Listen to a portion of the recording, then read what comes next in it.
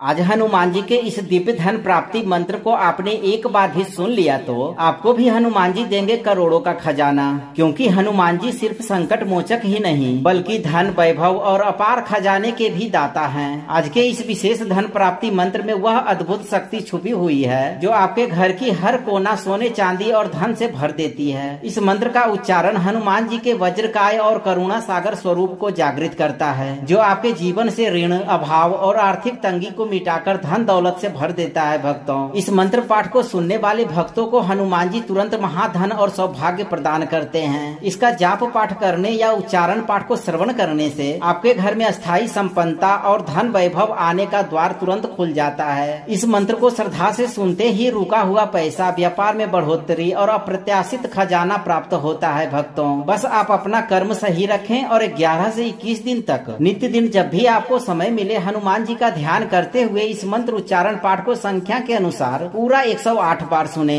पहले ही दिन से हनुमान जी आपको वो खजाना प्रदान करने लगेंगे जो आपके जीवन को धन दौलत से परिपूर्ण कर देगा। भक्तों, सच्चे मन और पूरी निष्ठा से पूरा श्रवण करें। वीरम वज्रकायम दया सिंधुरेशम सदा भक्त रक्षम जगतपाल वीरम स्वयं यह प्रदत्तो महाधन संपत् नमामि प्रभुम सर्व दुख निहंतारम। ओम ह्रीं हनुमते महावित्त प्रदाय नमः स्वाहा। वीरम वज्रकायम दया सिंधुरेशम सदा भक्त रक्षम जगतपाल वीरम स्वयं यह प्रदत्तो महाधन संपत् नमामि प्रभुम सर्व दुख निहंतारम।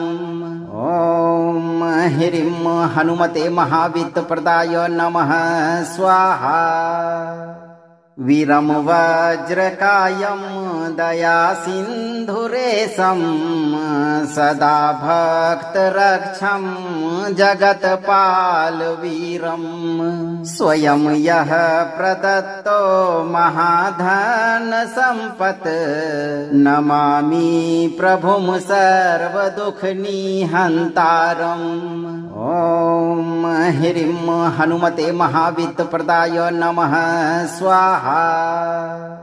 वीरम वज्रकायम दया सिंधुरेशम सदा भक्त रक्षम जगतपाल वीरम स्वयं यह प्रदत्तो महाधन संपत् नमामि प्रभुम सर्व दुख निहंतारम। ओम ह्रीं हनुमते महावित्त प्रदाय नमः स्वाहा।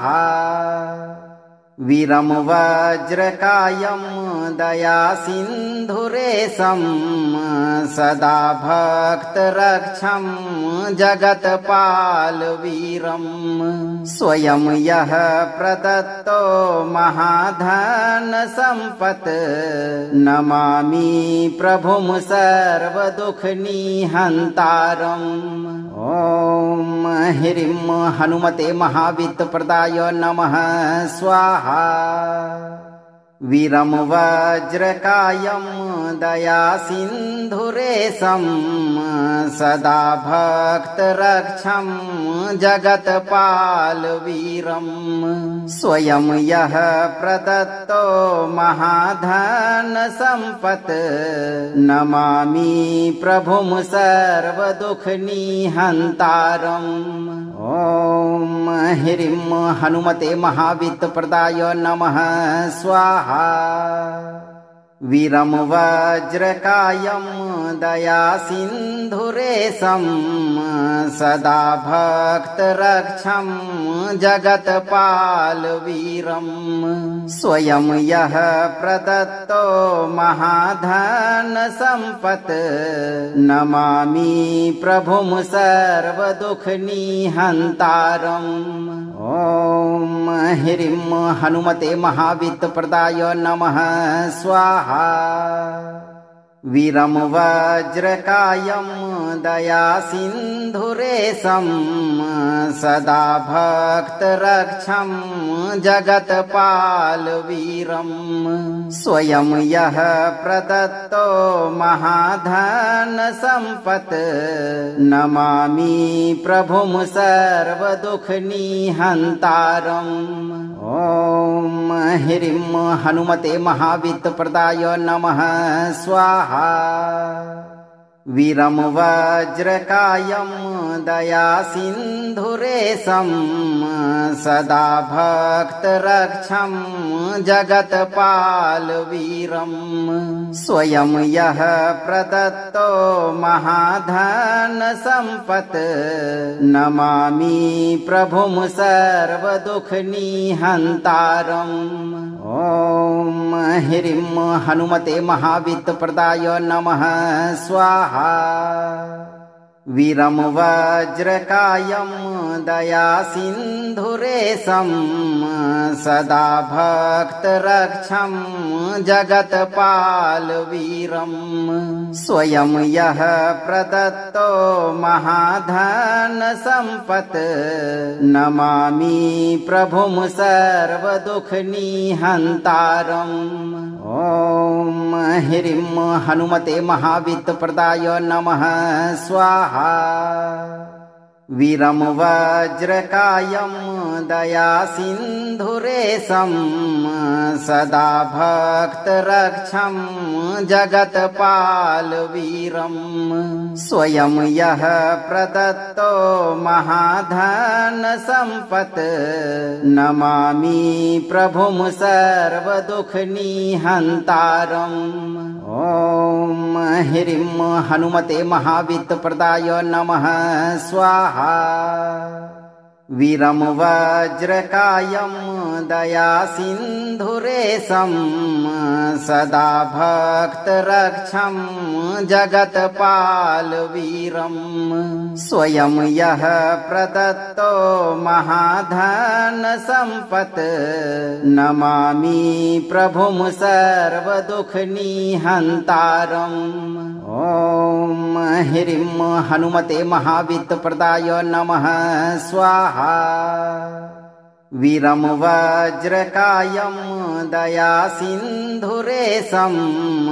सदा भक्तरक्षं जगत्पालवीरं स्वयं यः प्रदत्तो महाधनसम्पत् नमामि प्रभुं सर्वदुःखनिहन्तारम्। ॐ ह्रीं हनुमते महावित्तप्रदाय नमः स्वाहा। वीरं वज्रकायं दयासिन्धुरेशं सदा भक्तरक्षं जगत्पालवीरं स्वयं यः प्रदत्तो महाधनसम्पत् नमामि प्रभुं सर्वदुःखनिहन्तारम्। ॐ ह्रीं हनुमते महावित्तप्रदाय नमः स्वाहा। वीरं वज्रकायं दयासिन्धुरेशं सदा भक्तरक्षं जगत्पालवीरं स्वयं यः प्रदत्तो महाधनसम्पत् नमामि प्रभुं सर्वदुःखनिहन्तारम्। ॐ ह्रीं हनुमते महावित्तप्रदाय नमः स्वाहा। वीरं वज्रकायं दयासिन्धुरेशं सदा भक्तरक्षं जगत्पालवीरं स्वयं यः प्रदत्तो महाधनसम्पत् नमामि प्रभुं सर्वदुःखनिहन्तारम्। ॐ ह्रीं हनुमते महावित्तप्रदाय नमः स्वाहा। वीरं वज्रकायं दयासिन्धुरेशं सदा भक्तरक्षं जगत्पालवीरं स्वयं यः प्रदत्तो महाधनसम्पत् नमामि प्रभुं सर्वदुःखनिहन्तारम्। ॐ ह्रीं हनुमते महावित्तप्रदाय नमः स्वाहा। वीरं वज्रकायं दयासिन्धुरेशं सदा भक्तरक्षं जगत्पालवीरं स्वयं यः प्रदत्तो महाधनसम्पत्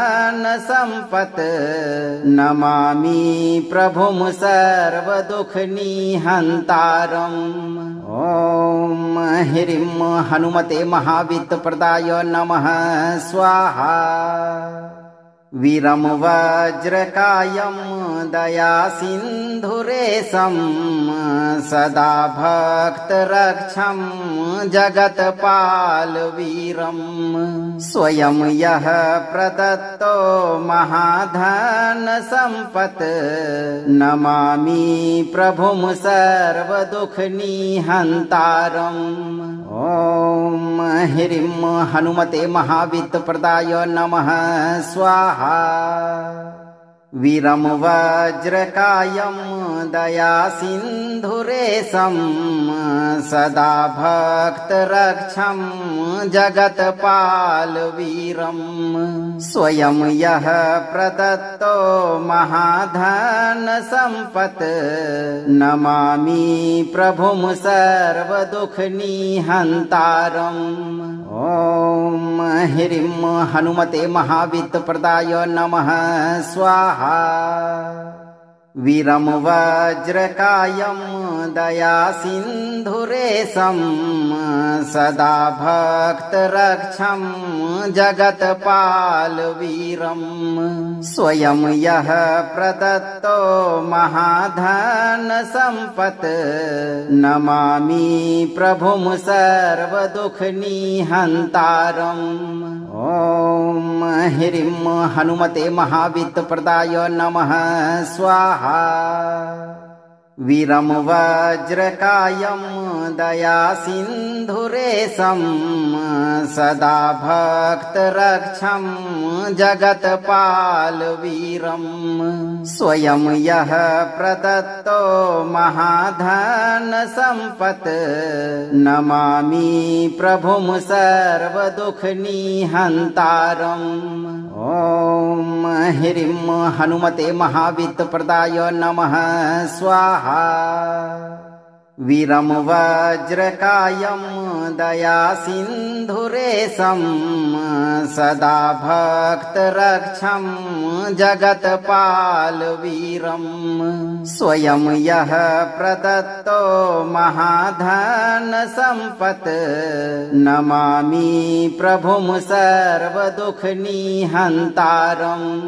ॐ ह्रीं हनुमते महावित्तप्रदाय नमः स्वाहा। वीरं वज्रकायं दयासिन्धुरेशं सदा भक्तरक्षं जगत्पालवीरं स्वयं यः प्रदत्तो महाधनसम्पत् नमामि प्रभुं सर्वदुःखनिहन्तारम्। ॐ ह्रीं हनुमते महावित्तप्रदाय नमः स्वाहा। वीरं वज्रकायं दयासिन्धुरेशं सदा भक्तरक्षं जगत्पालवीरं स्वयं यः प्रदत्तो महाधनसम्पत् नमामि प्रभुं सर्वदुःखनिहन्तारम्। ॐ ह्रीं हनुमते महावित्तप्रदाय नमः स्वाहा। वीरं वज्रकायं दयासिन्धुरेशं सदा भक्तरक्षं जगत्पालवीरं स्वयं यः प्रदत्तो महाधनसम्पत् नमामि प्रभुं सर्वदुःखनिहन्तारम्। ॐ ह्रीं हनुमते महावित्तप्रदाय नमः स्वाहा। वीरं वज्रकायं दयासिन्धुरेशं सदा भक्तरक्षं जगत्पालवीरं स्वयं यः प्रदत्तो महाधनसम्पत् नमामि प्रभुं सर्वदुःखनिहन्तारम्। ॐ ह्रीं हनुमते महावित्तप्रदाय नमः स्वाहा। वीरं वज्रकायं दयासिन्धुरेशं सदा भक्तरक्षं जगत्पालवीरं स्वयं यः प्रदत्तो महाधनसम्पत् नमामि प्रभुं सर्वदुःखनिहन्तारम्। ॐ ह्रीं हनुमते महावित्तप्रदाय नमः स्वाहा। वीरं वज्रकायं दयासिन्धुरेशं सदा भक्तरक्षं जगत्पालवीरं स्वयं यः प्रदत्तो महाधनसम्पत् नमामि प्रभुं सर्वदुःखनिहन्तारम्।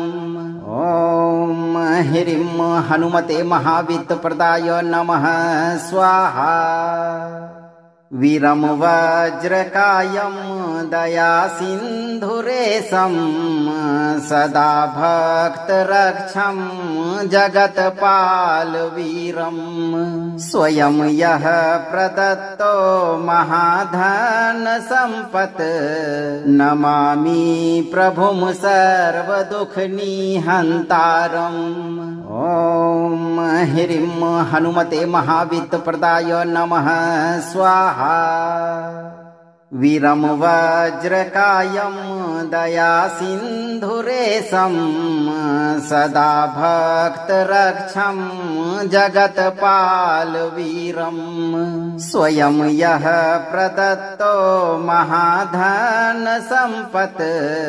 नमामि प्रभुं सर्वदुःखनिहन्तारम्। ॐ ह्रीं हनुमते महावित्तप्रदाय नमः स्वाहा। वीरं वज्रकायं दयासिन्धुरेशं सदा भक्तरक्षं जगत्पालवीरं स्वयं यः प्रदत्तो महाधनसम्पत् नमामि प्रभुं सर्वदुःखनिहन्तारम्। ॐ ह्रीं हनुमते महावित्तप्रदाय नमः स्वाहा। वीरं वज्रकायं दयासिन्धुरेशं सदा भक्तरक्षं जगत्पालवीरं स्वयं यः प्रदत्तो महाधनसम्पत् नमामि प्रभुं सर्वदुःखनिहन्तारम्। ॐ ह्रीं हनुमते महावित्तप्रदाय नमः स्वाहा। वीरं वज्रकायं दयासिन्धुरेशं सदा भक्तरक्षं जगत्पालवीरं स्वयं यः प्रदत्तो महाधनसम्पत् नमामि प्रभुं सर्वदुःखनिहन्तारम्। ॐ ह्रीं हनुमते महावित्तप्रदाय नमः स्वाहा। वीरं वज्रकायं दयासिन्धुरेशं सदा भक्तरक्षं जगत्पालवीरं स्वयं यः प्रदत्तो महाधनसम्पत् नमामि प्रभुं सर्वदुःखनिहन्तारम्। ॐ ह्रीं हनुमते महावित्तप्रदाय नमः स्वाहा। वीरं वज्रकायं दयासिन्धुरेशं सदा भक्तरक्षं जगत्पालवीरं स्वयं यः प्रदत्तो महाधनसम्पत् नमामि प्रभुं सर्वदुःखनिहन्तारम्। ॐ ह्रीं हनुमते महावित्तप्रदाय नमः स्वाहा। वीरं वज्रकायं दयासिन्धुरेशं सदा भक्तरक्षं जगत्पालवीरं स्वयं यः प्रदत्तो महाधनसम्पत् नमामि प्रभुं सर्वदुःखनिहन्तारम्। ॐ ह्रीं हनुमते महावित्तप्रदाय नमः स्वाहा। वीरं वज्रकायं दयासिन्धुरेशं सदा भक्तरक्षं जगत्पालवीरं स्वयं यः प्रदत्तो महाधनसम्पत् नमामि प्रभुं सर्वदुःखनिहन्तारम्। ॐ ह्रीं हनुमते महावित्तप्रदाय नमः स्वाहा। वीरं वज्रकायं दयासिन्धुरेशं सदा भक्तरक्षं जगत्पालवीरं स्वयं यः प्रदत्तो महाधनसम्पत् नमामि प्रभुं सर्वदुःखनिहन्तारम्। ॐ ह्रीं हनुमते महावित्तप्रदाय नमः स्वाहा। वीरं वज्रकायं दयासिन्धुरेशं सदा भक्तरक्षं जगत्पालवीरं स्वयं यः प्रदत्तो महाधनसम्पत् नमामि प्रभुं सर्वदुःखनिहन्तारम्। ॐ ह्रीं हनुमते महावित्तप्रदाय नमः स्वाहा। वीरं वज्रकायं दयासिन्धुरेशं सदा भक्तरक्षं जगत्पालवीरं स्वयं यः प्रदत्तो महाधनसम्पत् नमामि प्रभुं सर्वदुःखनिहन्तारम्। ॐ ह्रीं हनुमते महावित्तप्रदाय नमः स्वाहा। वीरं वज्रकायं दयासिन्धुरेशं सदा भक्तरक्षं जगत्पालवीरं स्वयं यः प्रदत्तो महाधनसम्पत् नमामि प्रभुं सर्वदुःखनिहन्तारम्। ॐ ह्रीं हनुमते महावित्तप्रदाय नमः स्वाहा।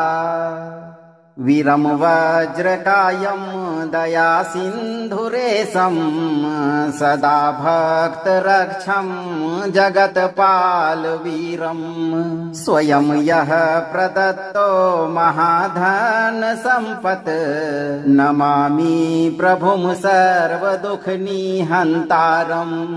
ॐ ह्रीं हनुमते महावित्तप्रदाय नमः स्वाहा। वीरं वज्रकायं दयासिन्धुरेशं सदा भक्तरक्षं जगत्पालवीरं स्वयं यः प्रदत्तो महाधनसम्पत् नमामि प्रभुं सर्वदुःखनिहन्तारम्।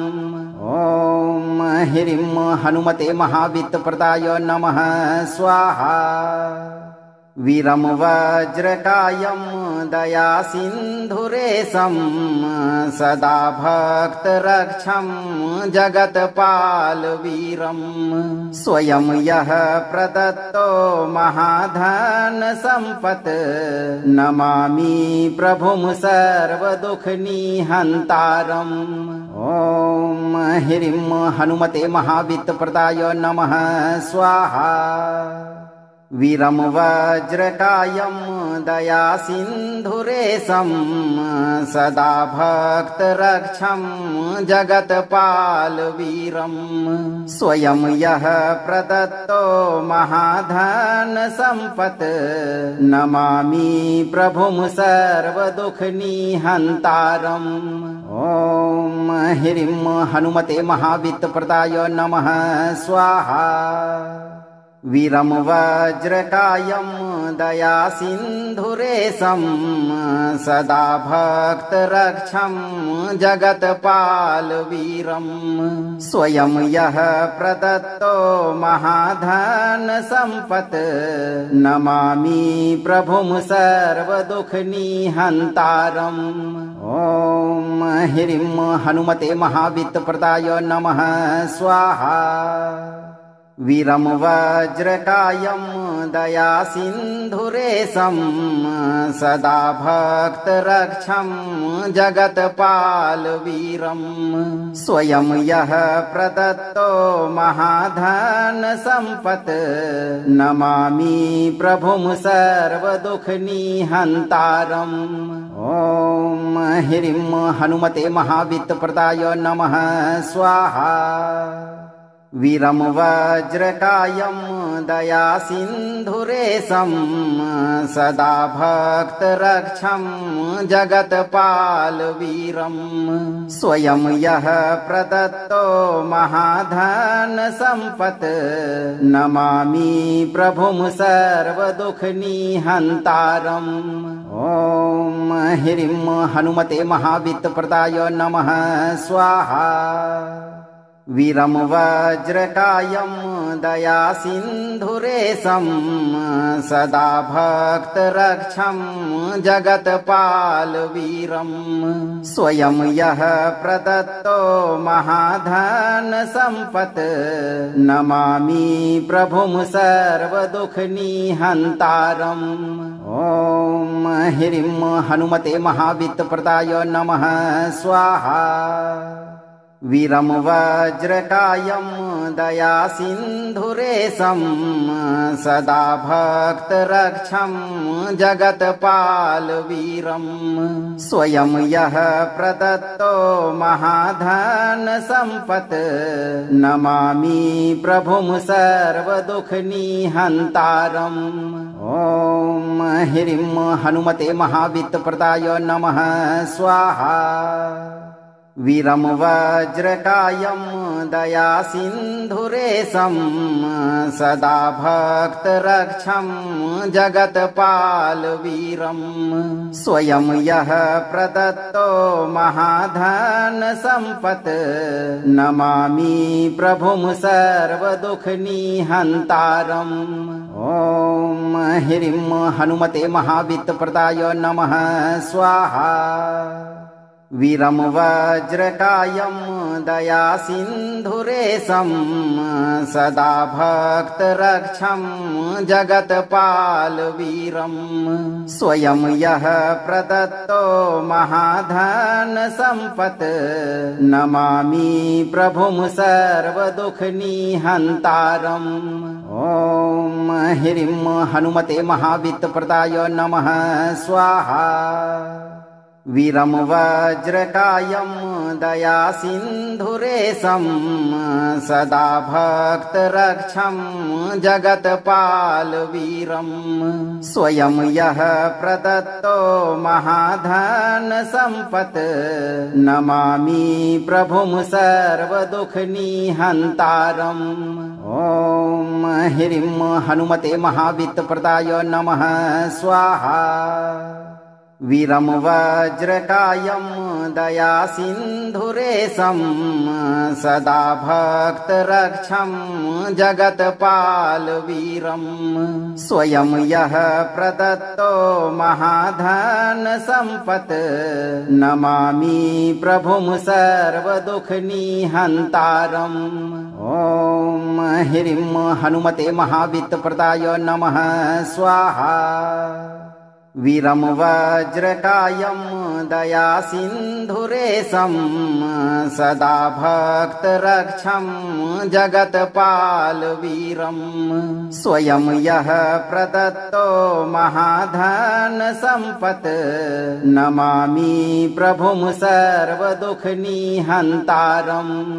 ॐ ह्रीं हनुमते महावित्तप्रदाय नमः स्वाहा। वीरं वज्रकायं दयासिन्धुरेशं सदा भक्तरक्षं जगत्पालवीरं स्वयं यः प्रदत्तो महाधनसम्पत् नमामि प्रभुं सर्वदुःखनिहन्तारम्। ॐ ह्रीं हनुमते महावित्तप्रदाय नमः स्वाहा। वीरं वज्रकायं दयासिन्धुरेशं सदा भक्तरक्षं जगत्पालवीरं स्वयं यः प्रदत्तो महाधनसम्पत् नमामि प्रभुं सर्वदुःखनिहन्तारम्। ॐ ह्रीं हनुमते महावित्तप्रदाय नमः स्वाहा। वीरं वज्रकायं दयासिन्धुरेशं सदा भक्तरक्षं जगत्पालवीरं स्वयं यः प्रदत्तो महाधनसम्पत् नमामि प्रभुं सर्वदुःखनिहन्तारम्। ॐ ह्रीं हनुमते महावित्तप्रदाय नमः स्वाहा। वीरं वज्रकायं दयासिन्धुरेशं सदा भक्तरक्षं जगत्पालवीरं स्वयं यः प्रदत्तो महाधनसम्पत् नमामि प्रभुं सर्वदुःखनिहन्तारम्। ॐ ह्रीं हनुमते महावित्तप्रदाय नमः स्वाहा। वीरं वज्रकायं दयासिन्धुरेशं सदा भक्तरक्षं जगत्पालवीरं स्वयं यः प्रदत्तो महाधनसम्पत् नमामि प्रभुं सर्वदुःखनिहन्तारम्। ॐ ह्रीं हनुमते महावित्तप्रदाय नमः स्वाहा। वीरं वज्रकायं दयासिन्धुरेशं सदा भक्तरक्षं जगत्पालवीरं स्वयं यः प्रदत्तो महाधनसम्पत् नमामि प्रभुं सर्वदुःखनिहन्तारम्। ॐ ह्रीं हनुमते महावित्तप्रदाय नमः स्वाहा। वीरं वज्रकायं दयासिन्धुरेशं सदा भक्तरक्षं जगत्पालवीरं स्वयं यः प्रदत्तो महाधनसम्पत् नमामि प्रभुं सर्वदुःखनिहन्तारम्। ॐ ह्रीं हनुमते महावित्तप्रदाय नमः स्वाहा। वीरं वज्रकायं दयासिन्धुरेशं सदा भक्तरक्षं जगत्पालवीरं स्वयं यः प्रदत्तो महाधनसम्पत् नमामि प्रभुं सर्वदुःखनिहन्तारम्। ॐ ह्रीं हनुमते महावित्तप्रदाय नमः स्वाहा। वीरं वज्रकायं दयासिन्धुरेशं सदा भक्तरक्षं जगत्पालवीरं स्वयं यः प्रदत्तो महाधन सम्पत् नमामि प्रभुं सर्वदुःखनिहन्तारम्। ॐ ह्रीं हनुमते महावित्तप्रदाय नमः स्वाहा। वीरं वज्रकायं दयासिन्धुरेशं सदा भक्तरक्षं जगत्पालवीरं स्वयं यः प्रदत्तो महाधन सम्पत् नमामि प्रभुं सर्वदुःखनिहन्तारम्। ॐ ह्रीं हनुमते महावित्तप्रदाय नमः स्वाहा। वीरं वज्रकायं दयासिन्धुरेशं सदा भक्तरक्षं जगत्पालवीरं स्वयं यः प्रदत्तो महाधन सम्पत् नमामि प्रभुं सर्वदुःखनिहन्तारम्। ॐ ह्रीं हनुमते महावित्तप्रदाय नमः स्वाहा। वीरं वज्रकायं दयासिन्धुरेशं सदा भक्तरक्षं जगत्पालवीरं स्वयं यः प्रदत्तो महाधन सम्पत् नमामि प्रभुं सर्वदुःखनिहन्तारम्। ॐ ह्रीं हनुमते महावित्तप्रदाय नमः स्वाहा। वीरं वज्रकायं दयासिन्धुरेशं सदा भक्तरक्षं जगत्पालवीरं स्वयं यः प्रदत्तो महाधन सम्पत् नमामि प्रभुं सर्वदुःखनिहन्तारम्। ॐ ह्रीं हनुमते महावित्तप्रदाय नमः स्वाहा। वीरं वज्रकायं दयासिन्धुरेशं सदा भक्तरक्षं जगत्पालवीरं स्वयं यः प्रदत्तो महाधन सम्पत् नमामि प्रभुं सर्वदुःखनिहन्तारम्। ॐ ह्रीं हनुमते महावित्तप्रदाय नमः स्वाहा। वीरं वज्रकायं दयासिन्धुरेशं सदा भक्तरक्षं जगत्पालवीरं स्वयं यः प्रदत्तो महाधन सम्पत् नमामि प्रभुं सर्वदुःखनिहन्तारम्। ॐ ह्रीं हनुमते महावित्तप्रदाय नमः स्वाहा। वीरं वज्रकायं दयासिन्धुरेशं सदा भक्तरक्षं जगत्पालवीरं स्वयं यः प्रदत्तो महाधन सम्पत् नमामि प्रभुं सर्वदुःखनिहन्तारम्। ॐ ह्रीं हनुमते महावित्तप्रदाय नमः स्वाहा।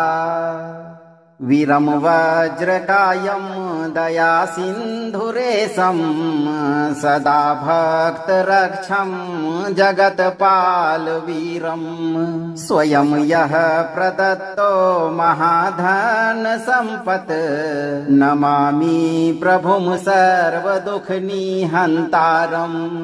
ॐ ह्रीं हनुमते महावित्तप्रदाय नमः स्वाहा। वीरं वज्रकायं दयासिन्धुरेशं सदा भक्तरक्षं जगत्पालवीरं स्वयं यः प्रदत्तो महाधन सम्पत् नमामि प्रभुं सर्वदुःखनिहन्तारम्।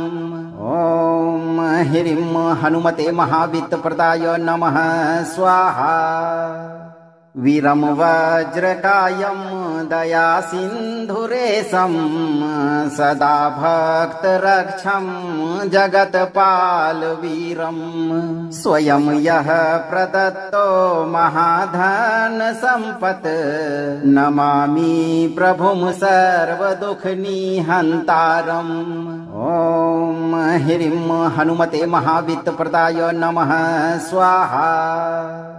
वीरं वज्रकायं दयासिन्धुरेशं सदा भक्तरक्षं जगत्पालवीरं स्वयं यः प्रदत्तो महाधनसम्पत् नमामि प्रभुं सर्वदुःखनिहन्तारम्। ॐ ह्रीं हनुमते महावित्तप्रदाय नमः स्वाहा। वीरं वज्रकायं दयासिन्धुरेशं सदा भक्तरक्षं जगत्पालवीरं स्वयं यः प्रदत्तो महाधनसम्पत् नमामि प्रभुं सर्वदुःखनिहन्तारम्। ॐ ह्रीं हनुमते महावित्तप्रदाय नमः स्वाहा। वीरं वज्रकायं दयासिन्धुरेशं सदा भक्तरक्षं जगत्पालवीरं स्वयं यः प्रदत्तो महाधनसम्पत् नमामि प्रभुं सर्वदुःखनिहन्तारम्। ॐ ह्रीं हनुमते महावित्तप्रदाय नमः स्वाहा।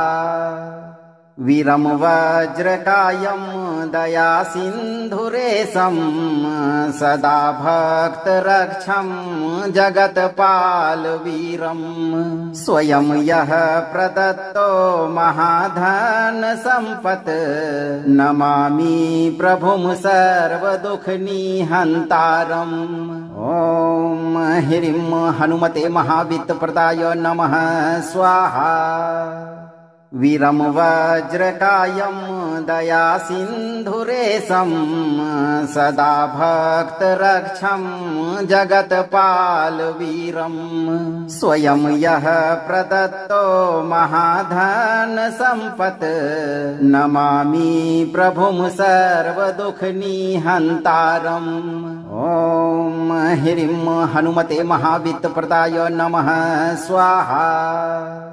वीरं वज्रकायं दयासिन्धुरेशं सदा भक्तरक्षं जगत्पालवीरं स्वयं यः प्रदत्तो महाधनसम्पत् नमामि प्रभुं सर्वदुःखनिहन्तारम्। ॐ ह्रीं हनुमते महावित्तप्रदाय नमः स्वाहा।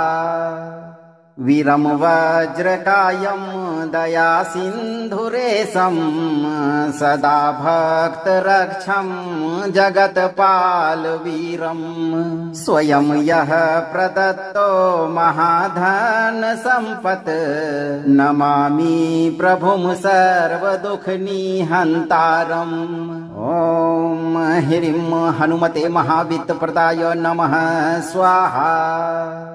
वीरं वज्रकायं दयासिन्धुरेशं सदा भक्तरक्षं जगत्पालवीरं स्वयं यः प्रदत्तो महाधनसम्पत् नमामि प्रभुं सर्वदुःखनिहन्तारम्। ॐ ह्रीं हनुमते महावित्तप्रदाय नमः स्वाहा। वीरं वज्रकायं दयासिन्धुरेशं सदा भक्तरक्षं जगत्पालवीरं स्वयं यः प्रदत्तो महाधनसम्पत् नमामि प्रभुं सर्वदुःखनिहन्तारम्। ॐ ह्रीं हनुमते महावित्तप्रदाय नमः स्वाहा। वीरं वज्रकायं दयासिन्धुरेशं सदा भक्तरक्षं जगत्पालवीरं स्वयं यः प्रदत्तो महाधन सम्पत् नमामि प्रभुं सर्वदुःखनिहन्तारम्। ॐ ह्रीं हनुमते महावित्तप्रदाय नमः स्वाहा। वीरं वज्रकायं दयासिन्धुरेशं सदा भक्तरक्षं जगत्पालवीरं स्वयं यः प्रदत्तो महाधन सम्पत् नमामि प्रभुं सर्वदुःखनिहन्तारम्। ॐ ह्रीं हनुमते महावित्तप्रदाय नमः स्वाहा। वीरं वज्रकायं दयासिन्धुरेशं सदा भक्तरक्षं जगत्पालवीरं स्वयं यः प्रदत्तो महाधन सम्पत् नमामि प्रभुं सर्वदुःखनिहन्तारम्। ॐ ह्रीं हनुमते महावित्तप्रदाय नमः स्वाहा। वीरं वज्रकायं दयासिन्धुरेशं सदा भक्तरक्षं जगत्पालवीरं स्वयं यः प्रदत्तो महाधन सम्पत् नमामि प्रभुं सर्वदुःखनिहन्तारम्। ॐ ह्रीं हनुमते महावित्तप्रदाय नमः स्वाहा। वीरं वज्रकायं दयासिन्धुरेशं सदा भक्तरक्षं जगत्पालवीरं स्वयं यः प्रदत्तो महाधन सम्पत् नमामि प्रभुं सर्वदुःखनिहन्तारम्। ॐ ह्रीं हनुमते महावित्तप्रदाय नमः स्वाहा। वीरं वज्रकायं दयासिन्धुरेशं सदा भक्तरक्षं जगत्पालवीरं स्वयं यः प्रदत्तो महाधन सम्पत् नमामि प्रभुं सर्वदुःखनिहन्तारम्। ॐ ह्रीं हनुमते महावित्तप्रदाय नमः स्वाहा। वीरं वज्रकायं दयासिन्धुरेशं सदा भक्तरक्षं जगत्पालवीरं स्वयं यः प्रदत्तो महाधन सम्पत् नमामि प्रभुं सर्वदुःखनिहन्तारम्। ॐ ह्रीं हनुमते महावित्तप्रदाय नमः स्वाहा।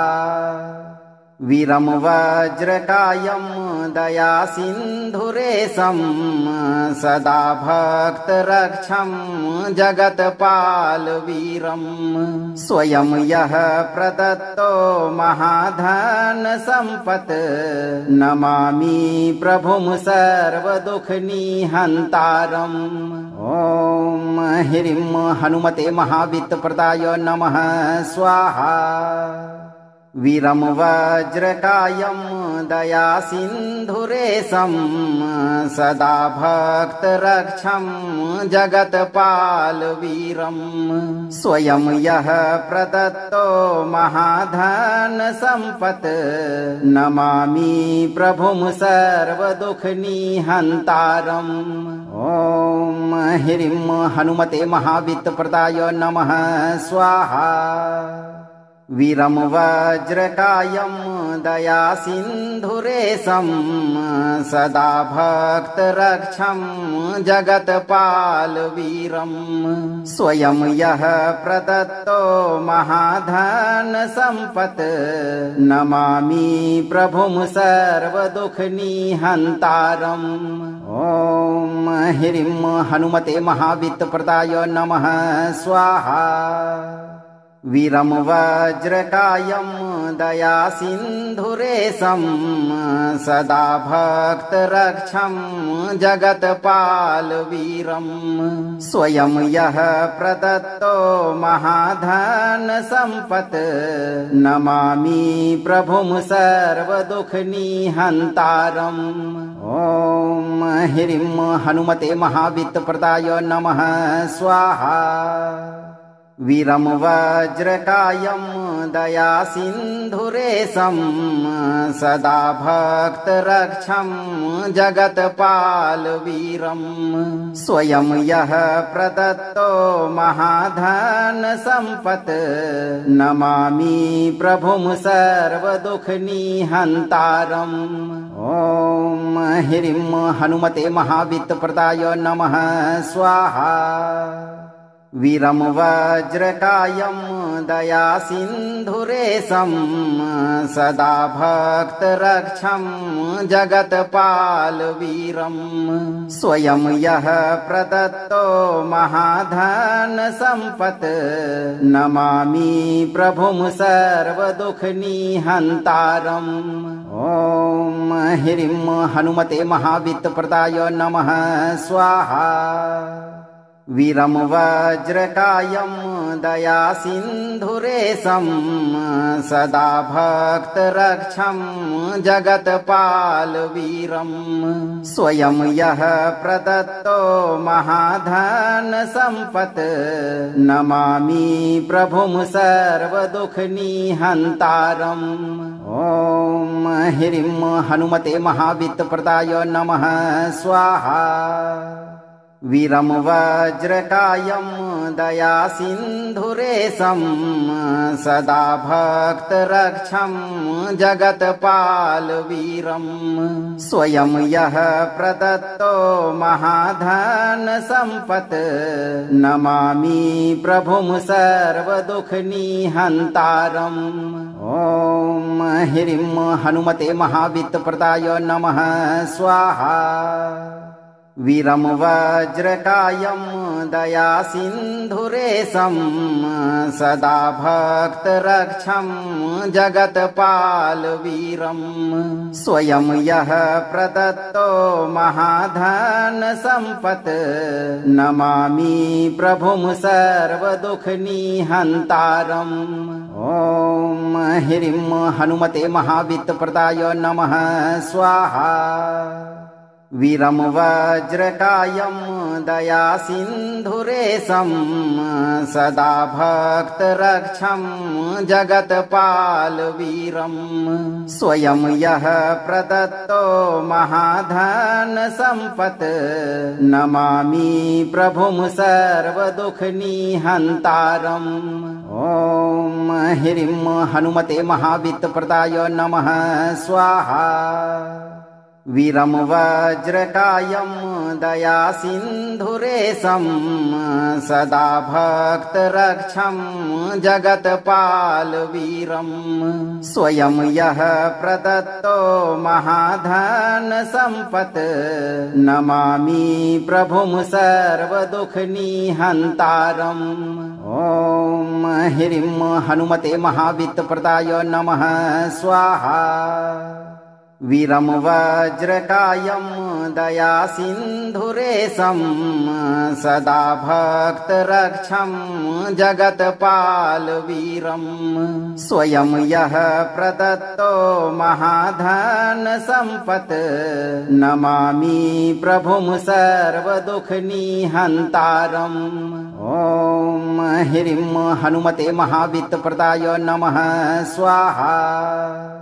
वीरं वज्रकायं दयासिन्धुरेशं सदा भक्तरक्षं जगत्पालवीरं स्वयं यः प्रदत्तो महाधन सम्पत् नमामि प्रभुं सर्वदुःखनिहन्तारम्। ॐ ह्रीं हनुमते महावित्तप्रदाय नमः स्वाहा। वीरं वज्रकायं दया सिन्धुरेशं सदा भक्तरक्षं जगत्पालवीरं स्वयं यः प्रदत्तो महाधन सम्पत् नमामि प्रभुं सर्वदुःखनिहन्तारम्। ॐ ह्रीं हनुमते महावित्तप्रदाय नमः स्वाहा।